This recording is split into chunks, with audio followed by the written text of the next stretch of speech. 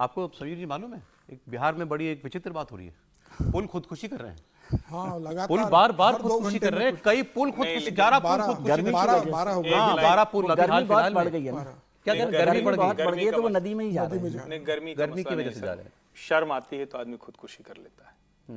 बिहार के नेताओं को शर्म नहीं आ रही है, लेकिन पुलों को आ रही है। पुलों को बहुत शर्म आ रही पुलों को शर्म आ रही है। है, नेताओं को नहीं आ रही। एक दिन में 5 पुल उनके गिर साथ गए जो सर। भ्रष्टाचार हुआ उसके वजह से। एक दिन में 5 पुल। सौरभ जी, उससे बड़ी शर्मिंदगी की बात आगे है, 12 पुल गिर चुके हैं और अब बिहार में वो डीएम, तस्वीरें ले लीजिए स्क्रीन पर। बिहार में डीएम कई जगह ये कह रहे हैं कि पुलों पर आप जाइए मत, हो सकता है आपका पुल गिरे, आप अपने रिस्क पे जाइए। वाह। यह कहा जा रहा है।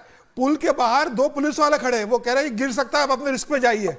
मतलब ये हालत हो गई है बिहार के अंदर कि 12 पुल गिर चुके हैं और कुछ पुल जो गिर सकते हैं, कहा जा रहा है कि अगर आप जाओगे तो आप मर जाओगे, आपकी जिम्मेदारी, आप पार कीजिए इसको। ये जनहित में सूचना जारी है। अच्छा, ऐसा नहीं है, और ये भी नहीं है कि ये जो पुल हैं या पुलियां हैं ये कोई 60 70 100 साल पुरानी है, ऐसी नहीं है। मैं आपको डिटेल दे रहा हूं, एक दिन के अंदर 5 पुल गिरे हैं अभी, एक दिन में 24 घंटे में 5 पुल। मतलब बरसात सारी बिहार में ही हो रही है क्या? सारी बिहार वहां, या कोई मिलावटी सीमेंट है वो सारा का सारा पूरे देश की फैक्ट्रियों का वहीं पहुंच जा रहा है क्या? ये पुल गर्मियों के लिए तो नहीं बनाए गए थे? या ये बिहार में जितने इंजीनियर हैं ये सभी किसी विशेष कॉलेज से पढ़ करके निकले हैं क्या? अब देखिए सर, आप एक दिन में 5 पुल की डिटेल। पहला पुल छपरा में 20 साल पहले बना था, गंडक नदी पर, 1.5 करोड़ रुपया, 2004 में बना था। 20 साल को कोई उम्र होती है पुल की खुदकुशी करने के लिए। दूसरा पुल छपरा में 40 साल पुराना था, 1984 में बना था, 2 करोड़ की लागत से था। इसको भी पता नहीं क्यों शर्म आ गई, गिर गया पानी में। 40 साल पहले 2 करोड़ में बना है। हाँ सोचिए, 40 साल पहले 2 करोड़। तीसरा पुल छपरा में ही है, ये बनियापुर के अंदर बना हुआ है, ये 2019 का पुल है। 5 साल पहले का। क्या क्या लगाया पुल में, कोई बताएगा? फिर रेत भर दी क्या? अगला बता दूं जरा, चौथा पुल सीवान में 1998 में बना था, 5वां पुल भी सीवान में, इसका पिलर धंस गया है, ये 2004 में बना हुआ था। बताइए सौरभ जी, आपने अभी एक शब्द कहा कि 20 साल कोई उम्र होती है खुदकुशी कर लेने की। ये आपने शायद वैसे कहा और हम सब भी इतनी देर से जब वो समीर जी बताने लगे तो हमको भी हंसी आई, सबको हंसी आई कि पुलिस करी नाना पुल पे मत जाओ।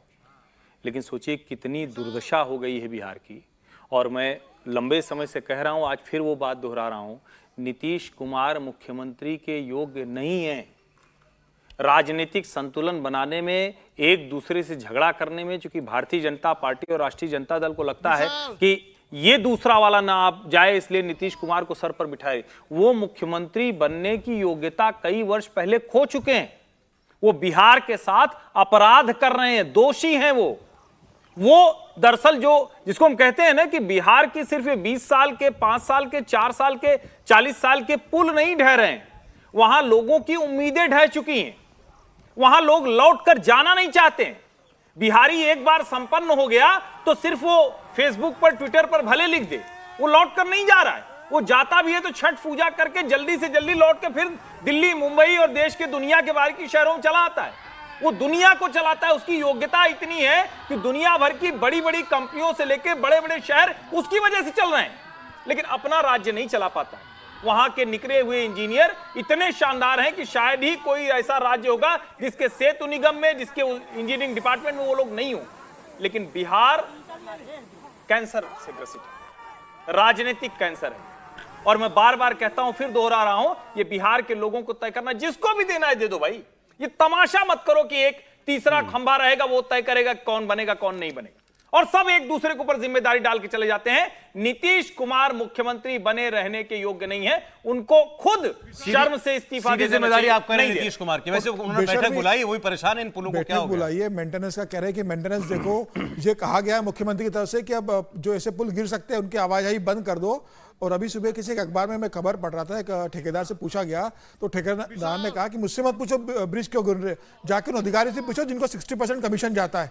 जो 60% कमीशन लेते हैं उन अधिकारियों से पूछो, आप जो सरकार में काम कर रहे हैं, हमसे मत पूछो हमारा ब्रिज क्यों गिर रहा है। मतलब जो ठेके की लागत है उसका 60% जो ठेकेदार खुलकर ये कह रहा है कि वो अधिकारी से जाके पूछो कि ब्रिज क्यों गिर रहा है, जिनको कमीशन 60% चला जाता है, हम ब्रिज कैसे बनाएंगे।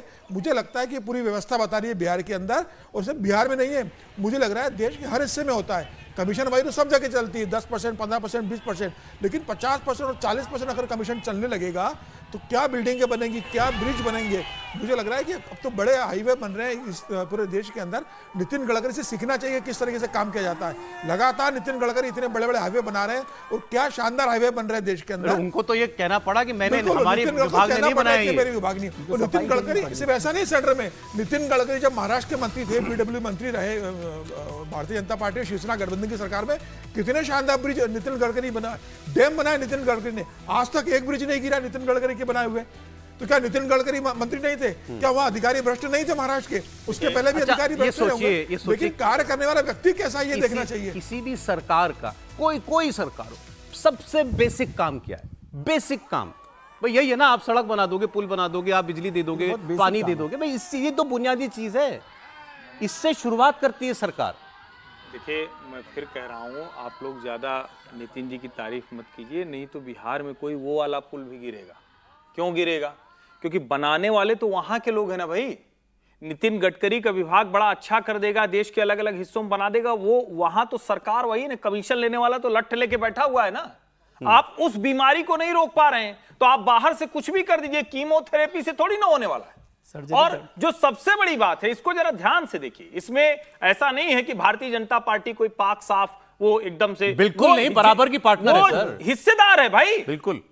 उसकी बाकायदा इस सरकार में 2005 से लगातार बीच के कालखंड को छोड़ दे तो उसमें हिस्सेदारी में है, और ये कह दे कि नहीं हमारी जिम्मेदारी नहीं। और मैं फिर से कह रहा हूं, बिहार के लोगों को तय करना पड़ेगा। हो सकता है विजय जी भी कहें कि आप बिहार के लोगों को ही अब कहने लगे, कहना पड़ेगा ना। आप अगर इस तरह से करेंगे कि नीतीश कुमार मतलब कमाल कैसे आप कर लेते हैं, जनता के तौर पर सोचिए ना, एक व्यक्ति कोई दूसरी बात कर रहा है, वो सेकुलर है, अचानक वही व्यक्ति कम्युनल हो जाता है, फिर सेकुलर हो जाता है, फिर कम्युनल। आप तो तय कीजिए ना कि सेकुलरिज्म और कम्युनलिज्म का पैमाना क्या है, और चलिए वो छोड़ दीजिए। आपके राज्य में करप्शन हो रहा है, आपके राज्य में इस तरह का भ्रष्टाचार हो रहा है, और उसको देखते हुए भी आप कहते हैं कि नहीं नहीं, अरे हमारी पार्टी जीत जाएगी, हमारा जानने वाला जीत जाएगा, अच्छा चलो हमारा लड़का थोड़ा सा खा कमा लेगा, फिर तो नहीं चलने वाला है ना, फिर तो ऐसे ही होगा। कितने साल हो गए नीतीश जी को सर चीफ मिनिस्टर बने? 2005 से लगातार है, बीच में थोड़ी सी वक्त के लिए वो बने थे जीतन राम मांझी। नहीं, वो तो इसलिए कर दिया कुछ महीनों के लिए, मोदी जी को रिसीव करने न जाना पड़ा। बीजेपी वाले तो ये कह के बच जाते हैं, देखो नहीं हमारे टाइम में नहीं थे। अभी तो आपको चेक करेंगे तो हो सकता है कि उसमें पुल निर्माण मंत्री भी बीजेपी का, बीजेपी और जेडीयू का। गुजरात के मोरबी में ब्रिज गिरा था, 132 लोग मरे थे गुजरात के मोरबी में, चुनाव के पहले गिरा था मोरबी का ब्रिज, कितने बड़ी 132 लोग मर गए थे उसके अंदर। ये कुल मिलाकर भ्रष्ट व्यवस्था का सवाल है, और हमने सिस्टम को इतना करप्ट कर दिया। और फिर आप कहेंगे कि नीतीश कुमार जी क्या करेंगे, तो कोई लीडर ही तो सिस्टम को ठीक करेगा ना। लीडर अगर रेस्पॉन्सिबल नहीं होगा, लीडर को आप अकाउंटेबल नहीं बनाएंगे। आप 20 साल से 25 साल से सरकार में हैं, मुख्यमंत्री बने हुए हैं, और ये सिस्टम इस तरह से ढह रहा है, ये कैंसरस है। जो हर्षवर्धन जी कह रहे हैं ना कि कीमोथेरेपी की नहीं, अब तो सर्जरी की जरूरत है, बड़ी सर्जरी की, उसके बिना काम नहीं चलेगा, और ये बहुत शर्मनाक है। लेकिन मैं तो इसलिए भी हैरान हूँ जनता की बात के साथ सहते हुए कि जनता वहां पे खड़ी नहीं हुई है। एक दिन में 2 दिन में 20 पुल गिर जाए, फिर भी लोग सड़क पर जनता नाराज नहीं है, आक्रोश में नहीं है, ये भी मुझे थोड़ी सी हैरानी लग रही है। बिहार के पुल क्या करे जनता, क्या करेगी? जाकर के डीएम का दफ्तर घेर लेगी, इसके अलावा क्या करेगी? तो सही, बिहार की बात नहीं पड़ रहा, क्यों नहीं कर पाती? उसकी वजह यही है ना कि सबको पता है कहीं कल फिर नीतीश जी, अभी फिर नीतीश जी पलट जाए तो तेजस्वी जी बैठे हुए उनको स्वागत करने के लिए। देखो तेजस्वी जी हो, नहीं कोई भी हो, मतलब मैं कह रहा हूँ ना, भाजपा वाले इसलिए नहीं करेंगे, राजद वाले इसलिए नहीं करेंगे, नीतीश जी तो मुख्यमंत्री है ही, उनको क्या जरूरत है? सिर्फ हम ब्रिज की बात कर रहे हैं, सड़कें देखिए हिंदुस्तान के अंदर सड़कें कैसी है, सिस्टम कारें ढह रही है। आप बड़े बड़े शहरों को देखिए, महानगर की कैसी सड़कें ढह रही है, बारिश के अंदर कार उसके अंदर ढह रही है, ट्रक उसके अंदर। मोरबी का भी जिक्र किया, मैं मोरबी गया हुआ था, वहां पर 132 लोगों के, लेकिन मैं हैरान हुआ मैं वहां पर जाने के बाद भी कि वहां पर भी कोई नाराजगी नहीं थी, और वहां पे मोरबी में वही जीत गए। तो इसका मतलब है ना कि उससे भी एक फर्क पड़ता है। यदि आप उस आक्रोश को दिखाते हैं अपने वोट में भी या किसी तरह से नाराजगी से, तो एक डर तो पैदा होता है ना। आप पॉलिटिशियंस के पास ये डर है ही नहीं, जब आप कह रहे हैं, बात जो कर रहे हैं कि भाई एक दिन आरजेडी के साथ रहेंगे, एक दिन बीजेपी के साथ रहेंगे, और एक दिन सेक्युलर हो जाएंगे, एक दिन कम्युनल हो जाएंगे, एक दिन चाचा पलटू होंगे, एक दिन चाचा। तेजस्वी यादव ट्वीट करके सब वीडियो डाल रहे हैं और पूछ रहे हैं भाई हम प्रधानमंत्री भी चुप है, मुख्यमंत्री चुप है, दो उप मुख्यमंत्री। तो तेजस्वी जी को डालना नहीं चाहिए, क्योंकि 3 महीने बाद फिर वही उनके साथ हों, साथ में होंगे, और साथ फिर रविशंकर जी डाल रहे होंगे। कोई पूछ लेगा कि अच्छा भैया वो पुल बना था, ये वाला नीतीश जी की सरकार में, तो वो किसकी सरकार थी। फिर कोई पूछ लेगा अच्छा बीच में जब थे तो क्या कभी पूछा था क्या, कभी पुलों का ऑडिट करवाया था क्या। फिर कोई पूछ लेगा किसकी कंस्ट्रक्शन कंपनी है, किसका ठेका मिला है। और वो सिर्फ तेजस्वी का नहीं है, बिहार के सभी नेताओं के लिए, नेताओं की ठेकेदारी है। ऐसा नहीं किसी एक के ऊपर डालेंगे। और इसीलिए किसी चीज की, जिसको कहते हैं ना, जो तीखापन होता है, वो जब आप भी उसमें शामिल हैं तो आपको लगता है कि अच्छा चलो अभी सामने वाला फंस जाए, हम बच जाएं, हम जब आएंगे तो हम फिर वही कुकर्म करेंगे। और तो ये फिर वो नहीं एक बड़ी वजह है जो सरकारी नौकरियों के लिए जो हम बार बार करते हैं ना चर्चा बेरोजगारी पर, ये सरकारी नौकरियों में आपका जो आकर्षण है ना, उसकी बड़ी वजह यही है, क्योंकि वहां भ्रष्टाचार का एक खुला खेल आपके पास है। तनख्वाह भले ही 20,000 हो, मैं ऐसे ऑफिसर्स को जानता हूं जो बता सकते हैं जिन्होंने 20 साल से अपनी सैलरी को बैंक से निकाला ही नहीं, छुआ ही नहीं है। सर वो आलमगीर आराम क्या, जो झारखंड के मंत्री का जो करोड़ों रुपया निकला था, में जो गया वो निकालना पड़ गया, तो फिर अपमान है। क्या फायदा ऐसे इंजीनियर होने का फायदा ही क्या है। शर्म से। और हर्षंकर परसाई ने तो मजाक में लिखा था कि सरकारी नौकरी के बाद भी काम करना पड़े तो लानत है ऐसी नौकरी पर। लेकिन सचमुच आपने इसमें जो एक गंभीर मुद्दा जोड़ा है ना, कि सरकारी नौकरी चाहिए ही इसीलिए, हाँ, और कोई वजह नहीं है। वरना तो आप जो कंपनियां काम कर रही हैं उनका काम तो नहीं ऐसा गड़बड़ होता। ठीक है, गड़बड़ हुआ तो जवाबदेही तय होती। और इस पर क्या किया जाएगा, और मेरे ख्याल से कुछ ठेकेदार वगैरह कोई कंपनियां ब्लैकलिस्ट कर दी जाएंगी, नई कंपनी बन जाएगी। वो तो कंपनी जब 10 कंपनी रहती है ऑलरेडी, तो उसी कंपनी के तो 10 कंपनियां और बनी हुई। 15 कंपनी रहती है इन लोगों की, उनको पता रहता है कि ये कंपनी हमारी ब्लैकलिस्ट होने वाली, क्योंकि हमने इसके अंदर पूरा करप्शन कराते हैं, दूसरी पुलिया दूसरी कंपनी के अंदर बनाते हैं, उनको कोई फर्क नहीं पड़ता इस बात से। और अधिकारी वही ठेका देने वाला। वो एक बार जरा सारे पुलों की तस्वीरें एक बार चला दीजिए पूरा आवाज के साथ।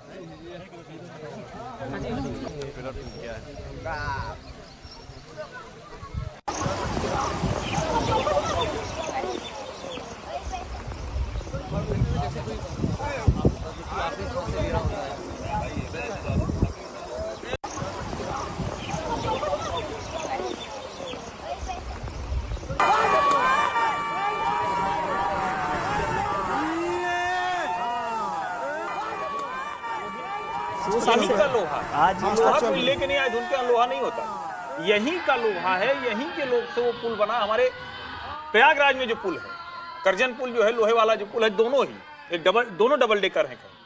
दोनों में से कोई पुल ठीक है, एक को बंद कर दिया गया वो पिकनिक स्पॉट जैसा, लेकिन दूसरे पर तो अभी भी ट्रेन वो चल रही है। अभी दिल्ली में चल रहा है ना, प्रयागराज क्यों जा रहे हैं, दिल्ली में लोहा का। मुझे ध्यान में आ गया इसलिए मैंने बताया कि वो भी सब हैं। और यहाँ सचमुच ये गंभीर मसला लगता है कि क्या हमारी जो गुणवत्ता है, क्वालिटी को लेकर बिल्कुल कोई चिंता नहीं है, या उसमें भी वो जो सरकारी नौकरी वाला तत्व है कि भैया पुल टूटेगा तभी तो नया बनेगा, तभी तो कमीशन आएगा। तो ये भी एक मसला हो सकता है। अब इलाज क्या, इलाज बताइए समीर जी, क्या इलाज है? सर इसका इलाज करने का मौका तो अभी जनता को मिलने वाला है ना। बिहार में कब है चुनाव? 2025 अगले साल 2025 में चुनाव है, लेकिन देश की जनता बिहार के अंदर ऐसी पहली बार तो नहीं हो, हर साल ब्रिज गिरते हैं, हर साल सड़कें धंसती है। करप्शन का तो अड्डा सारे देश के अंदर बना हुआ है, कहीं कम है कहीं ज्यादा है। और जनता भी अब त्रस्त हो गई, जनता ने मान लिया कि सरकार कोई भी आए, चाहे वो नीतीश की आए चाहे लालू की आए, लालू का राज का जंगल राज का 15 साल का जंगल राज नीतीश कुमार याद दिला के सत्ता में आते हैं, लेकिन नीतीश कुमार बताते नहीं कि 15 साल उनको भी बिहार के अंदर हो गए। आज स्वास्थ्य की व्यवस्था देख लो बिहार के अंदर क्या हालत है, आज वहाँ पे एजुकेशन की हालत देख लो बिहार के अंदर क्या है, बिहार के अंदर ब्रिज गिर रहे हैं, सरकार की बिल्डिंगें गिर रही है, बिजली पानी की व्यवस्था क्या है। तो जनता को तो लुटना ही है, चाहे ये सरकार आए चाहे वो सरकार आए।